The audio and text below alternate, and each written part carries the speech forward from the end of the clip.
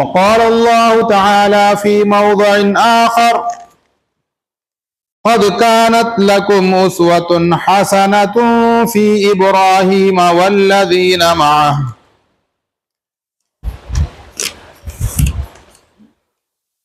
मोहतरम बुजुर्गान दीन, दोस्तों और साथियों और पर्दा नशीन ख़वातीन उम्मत, अल्लाह ताला का बेइंतहा शुक्र एहसान है, उसका करम है कि अल्लाह ने हम तमाम लोगों को उम्मत मुस्लिमा से बनाया। बेशुमार दरूद और सलाम हो हमारे और आपके नबी करीम सल्लल्लाहु अलैहि वसल्लम पर, जिन्होंने इस्लाम की दावत को दुनिया के कोने कोने में फैला दिया, जिससे कुफ्र और जुल्मत की जो तारीकी थी, वो तारीकी और जुल्मत छट गई। अल्लाहुम्मा सल्लि व सल्लिम अला नबीना मुहम्मद। मोहतरम बुजुर्गों और दोस्तों, आज मैं आपके सामने जिस टॉपिक पे बात करने वाला हूं वो है हजरत इब्राहीम अलैहिस्सलाम बहैसियत बाप, यानी नबी करीम सल्लल्लाहु अलैहि वसल्लम हजरत इब्राहीम अलैहिस्सलाम ने अपनी औलाद की तरबियत कैसे की, इस ताल्लुक से मैं आपके सामने कुछ बातें बताऊंगा।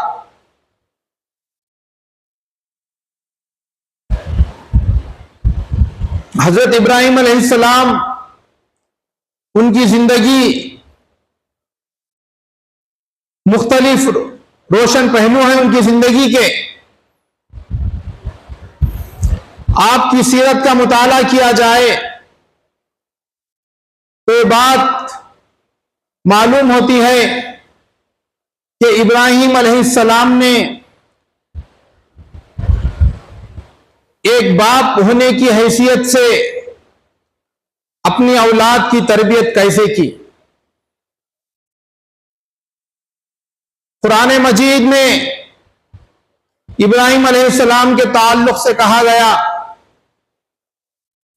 मिल्लत अबीकुम इब्राहीम हुआ सम्माकुमुल मुस्लिमीन, यानी कि तुम्हारे बाप इब्राहीम अलैहिस्सलाम की मिल्लत, उसको मजबूती से थामो, उसको पकड़ो। नबी करीम सल्लल्लाहु अलैहि वसल्लम को जब औलाद हुई तो आपने अपने लड़के का नाम इब्राहीम रखा।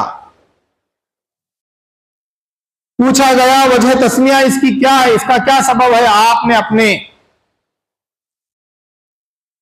लड़के का नाम इब्राहीम रखा।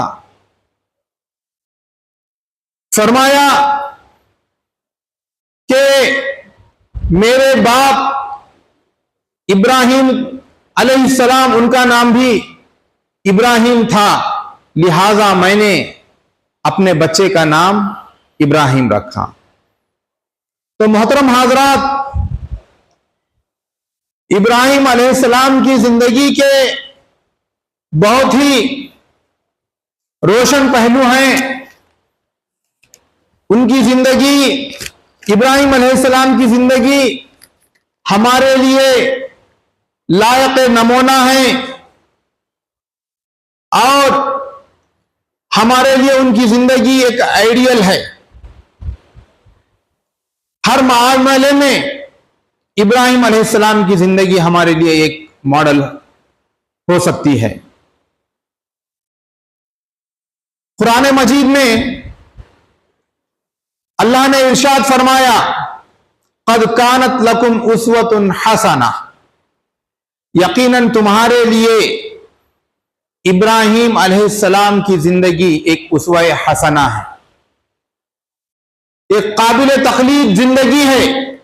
उस्वतुन हसनतुन फी इब्राहिम वल्लज़ीना मअह, और वो लोग जो इब्राहिम अलैहिस्सलाम की पैरवी करते हैं उनकी जिंदगी। तो लिहाजा हमको ये देखना चाहिए कि इब्राहिम अलैहिस्सलाम ने अपने फर्जंद की तरबियत कैसे की। मोहतरम हज़रात, हर इंसान को यह दिली ख्वाहिश होती है कि उसके यहां औलाद हो और उसकी अच्छी सी तरबियत की जाए। उसके लिए वो अल्लाह ताला से दुआएं करता है। जब अल्लाह ताला उसको औलाद देता है तो अक्सर ये देखा गया, लोग अक्सर अपने औलाद की तरबियत से गाफिल हो जाते हैं। ऐसा नहीं होना चाहिए। अल्लाह ताला ने इब्राहिम अलैहिस्सलाम का औलाद दी बुढ़ापे में, दुआएं मांगी, मुनाजात थे। बड़ी मुद्दत के बाद बुढ़ापे में अल्लाह ताला ने इब्राहिम अलैहिस्सलाम को औलाद दी। उसके लिए उन्होंने दुआएं की, रब्बी हबली मिनस सालिहीन, ऐ परवरदिगार मुझे नेक औलाद अता फरमा। तो हमको भी चाहिए कि हम अपनी दुआओं में ये बात जरूर रखें अल्लाह ताला के हुजूर में, ऐ परवरदिगार हमें नेक और सालेह औलाद अता कर। अल्लाह ताला अगर हमारी दुआएं कबूल करता है तो यकीनन ये सालेह और नेक औलाद हमारे लिए आखिरत का एक जरिया बनेगी, जन्नत में दाखिल होने का एक सबब बनेगी। आपने वो हदीस, वो मशहूर हदीस आपने सुनी है, इज़ा मातल इंसान इनक़ता अमलुहु इल्ला मिन सलास, कि जब इंसान मर जाता है तो उसका अमल मुनक़ते हो जाता है। लेकिन तीन चीजें ऐसे होती हैं, उसके अमल के मुनक़ते होने के बावजूद भी उसको बराबर सवाब मिलता जाता है। सदक़तुन जारिया, एक सदक़ा जारिया जो उसने अपनी जिंदगी में किया हो। क्योंकि इंसान जो कुछ कमाता है, जितनी वो दौलत कमाता है इंसान, वो दौलत वो उसके जिंदगी के रहने तक ही रहती है। जो कुछ खाया वो उसकी दौलत है, जो कुछ पहना वो उसकी दौलत है, और जो कुछ अपनी जिंदगी के रहते हुए अल्लाह ताला की रजा और खुशनुदी के लिए किया वो उसकी दौलत है। जैसे ही उसकी आंख बंद हो जाएगी, उसकी दौलत पर गैरों का कब्जा होगा, उसकी औलाद का कब्जा होगा, उसके रिश्तेदारों का कब्जा होगा, यहां तक कि उसके जिस्म से अगर कोई एक सोने की कोई चीज भी हो, अंगूठी या चांदी, या उसके जेब में कुछ अमोल भी हो, तो वो भी क्या, वो निकाल लिया जाता है। सारी चीजें उससे छीन ली जाती हैं। लेकिन बचती क्या चीज थी? उसकी जिंदगी में जो सदका जारिया उसने किया, जो कुछ काम सदका जारिया के तौर पर, यानी कि मेरे मरने के बाद भी लोग इससे फायदा उठाएंगे, ऐसा कोई काम करेगा, तो यही उसकी दौलत होगी, जो आगे चलकर जो अगली जो जिंदगी होगी, क़यामत की जो जिंदगी होगी, आखिरत की जो जिंदगी होगी, वो जिंदगी में ये दौलत काम आएगी। सदक़तुन जारिया और इल्मुन युंतफ़अु बिही, और एक ऐसा इल्म जो उसने सीखा और लोगों को सिखाया, दीन का इल्म हो या फिर वो इल्म हो जो इंसानियत का इल्म है, इंसानियत उससे फायदा उठाती है, वो इल्म भी उसके लिए काम आएगा। और तीसरी चीज बताई गई है वलदुन सालिह, नेक औलाद जो उसके हक में दुआ करे। अगर हमारे पास औलाद है, हमने उसकी अच्छी तरबियत की, उसको पढ़ाया लिखाया, दीन का इल्म सिखाया, वो औलाद हमारे मरने के बाद भी दुआ करेगी, हमारे हक में दुआ करेगी, तो वो दुआएं हमारे लिए काम आएंगी, हमारे दर्जात की बुलंदी होगी उससे।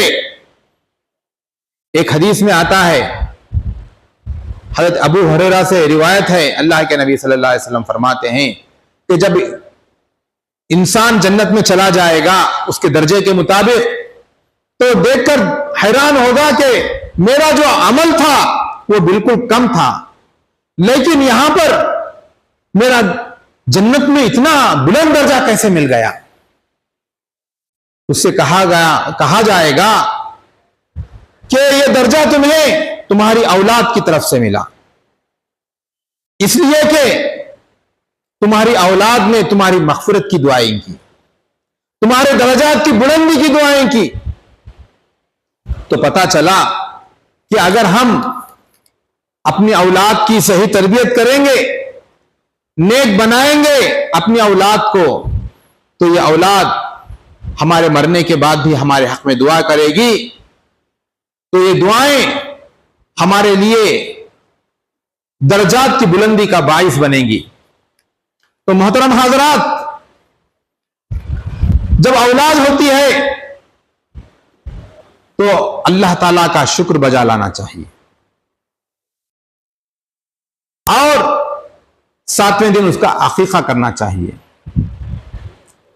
इब्राहिम अलैहिस्सलाम जब उनको औलाद हुई तो इब्राहिम अलैहिस्सलाम ने अपनी औलाद के होने पर अल्लाह ताला का उन्होंने शुक्रिया अदा किया।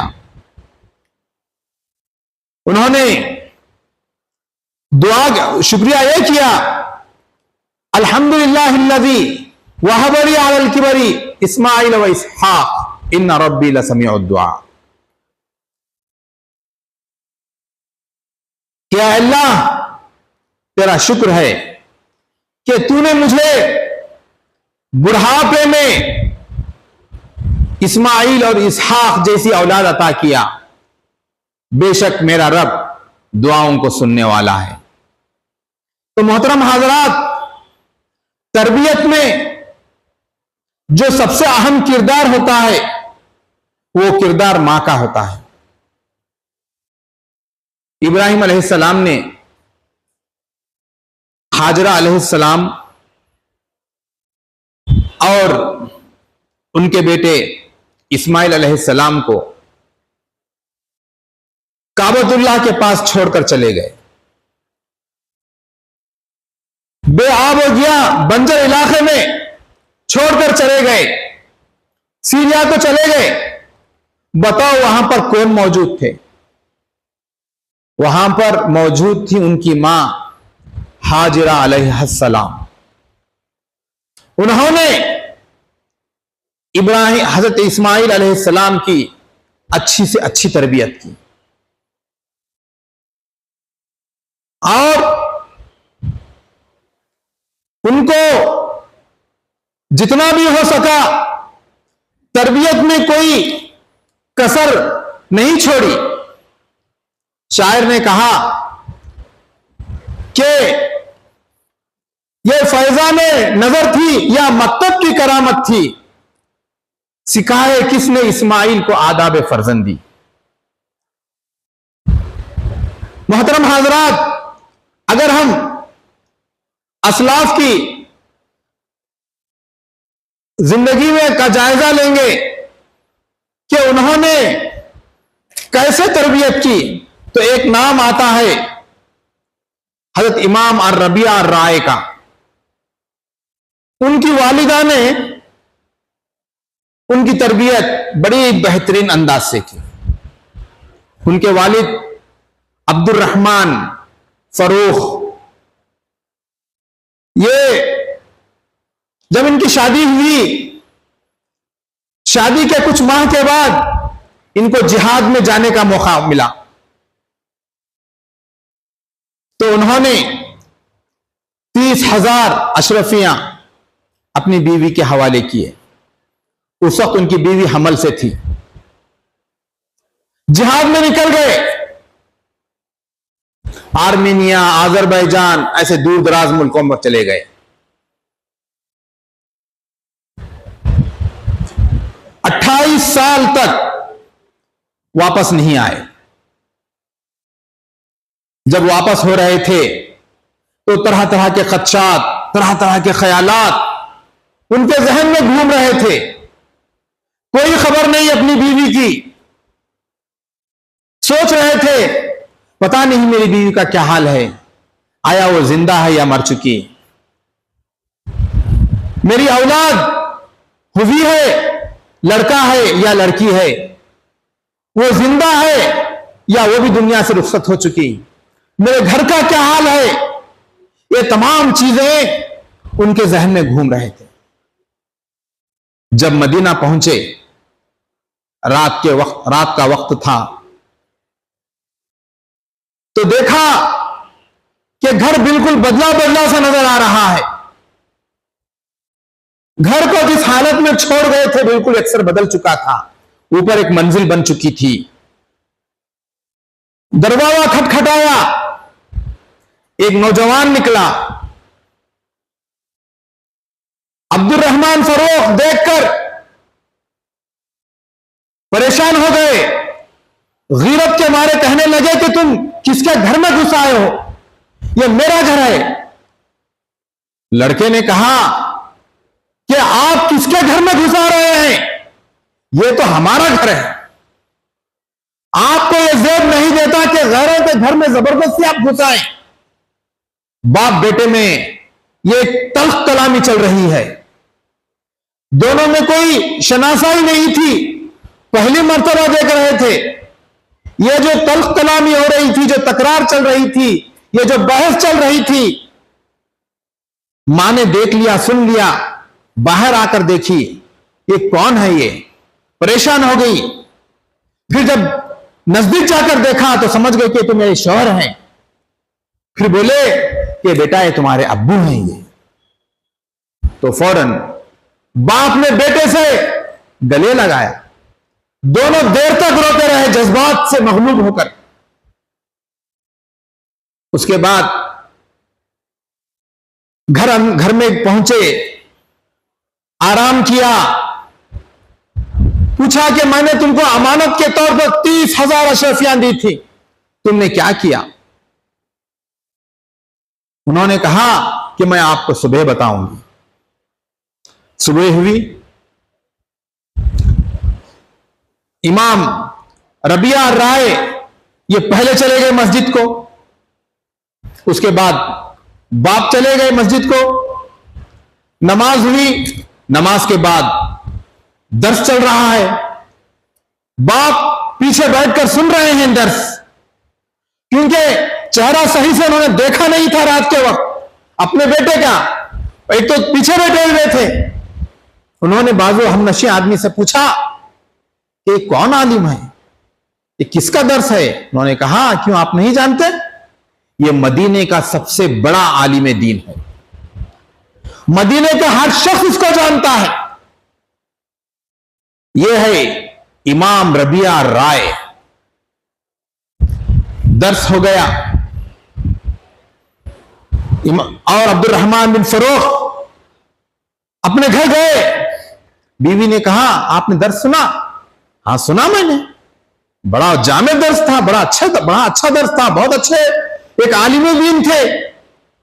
मैंने सुना कि वो मदीने के सबसे बेहतरीन और बहुत बड़े जय्यद आलिम हैं। उन्होंने कहा कि वो तुम्हारे फर्जंद हैं, उनकी तालीम और तरबियत के लिए वो 30,000 अशरफियां मैंने वहीं खर्च की हैं। तो मोहतरम हजरात, तो मां का किरदार बड़ा अहम होता है बच्चे की तरबियत करने में। आपने अब्दुल कादिर जिलानी का नाम सुना होगा ना, उनकी मां ने उनकी कैसी तरबियत की, वाकया बड़ा मशहूर है। वो इल्म दीन हासिल करने के लिए निकले, मां ने कहा कि बेटा कभी जिंदगी में झूठ नहीं कहना, एक आम सी बात थी, और बेटे ने उनकी बात हिज़्ज़े जान बना ली, रजिस्टर कर लिया अपने दिल में। सफर जारी हो गया और मां ने जाते हुए उनको 40 अशरफियां दी थी और कहा था, और उनको हिफाजत के लिए कपड़े में बांध के कहीं सी दिया था। रास्ते में लुटेरे मिल गए, सामान लूट लिया काफिले वालों का। बच्चे से पूछा कि तुम्हारे पास क्या है?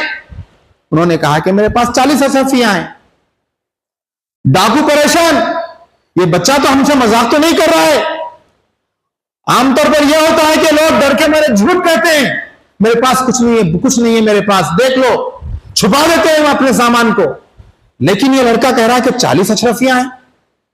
अपने सरदार के पास ले गए और सारा वाकया बता दिया कि लड़का कह रहा है कि 40 अशरफियां हैं। सरदार ने पूछा, उन लुटेरों के सरदार ने पूछा कि बताओ बेटे तुम्हारे पास ये अशरफियां कहां से आई हैं? उसने निकाल के बताया और कहा कि मेरी मां ने नसीहत की थी कि तुम जिंदगी में कभी झूठ नहीं कहना। तो बस उनकी नसीहत को सामने रखते हुए मैंने सच सच बता दिया कि मेरे पास 40 अशरफियां हैं।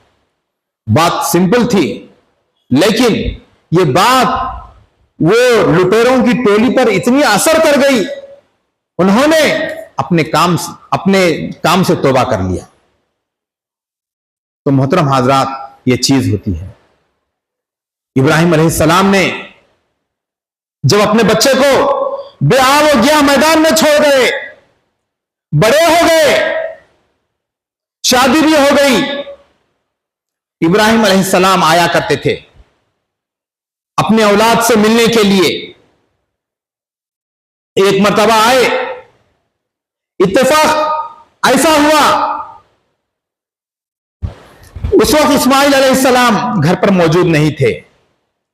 बहू थी, बहू से दरियाफ्त किया, जिंदगी के बारे में पूछा कि हाल चाल कैसे कैसे जिंदगी गुजर रही है। तो बहू ने शिकायतों का अंबार खोल दिया, शिकायतें शुरू कर दी अपने शौहर की। इब्राहिम अलैहिस्सलाम को जब जाने का वक्त आया तो उन्होंने कहा कि देखो, अपने बच्चे कहने के इस्माइल अलैहिस्सलाम को मेरा सलाम कहना और उनसे कहना कि चौखट को बदल देना। इब्राहिम अलैहिस्सलाम चले गए। कुछ देर के बाद इस्माइल अलैहिस्सलाम आए तो उनकी बीवी ने सारा वाकया सुनाया। उसके बाद यह भी कहा कि आपके अब्बा ने कहा कि चौखट बदल दे। इस्माइल अलैहिस्सलाम समझ गए और कहा कि अब्बा ने कहा कि तुम्हें तलाक दे दे, इसलिए मैं आपको तलाक दे देता हूं। तलाक दे दी। क्यों? कि शुक्रगुजारी का यहां पर मादा नहीं था। औरत के पास शुक्रगुजारी का मादा नहीं था। शिकायतों के अंबार उन्होंने खोल दिए, शिकायतें करने लगे। जब इनसे अगर औलाद होगी तो मां का किरदार बड़ा अहम होगा। तो जब मां अगर तरबियत याफ्ता ना होगी तो औलाद कैसे तरबियत होगी, औलाद की तरबियत कैसे होगी? तो इसीलिए इब्राहिम अलैहिस्सलाम ने कह दिया कि तुम अपने शौहर से कह देना कि चौखट बदल दें। तलाक दे दिए। फिर दूसरी शादी की। कुछ मुद्दत के बाद फिर इब्राहिम अलैहिस्सलाम तशरीफ लाए। इत्तेफाक ऐसा हुआ उस वक्त भी इस्माइल अलैहिस्सलाम मौजूद नहीं थे, कहीं काम से बाहर गए हुए थे।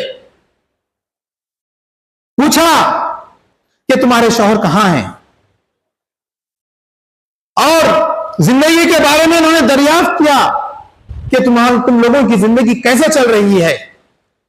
उन्होंने कहा कि अल्लाह ताला का शुक्र है, अल्लाह ताला का करम है, अल्लाह ताला ने हमारी जिंदगी को पुरसुकून बना दिया है।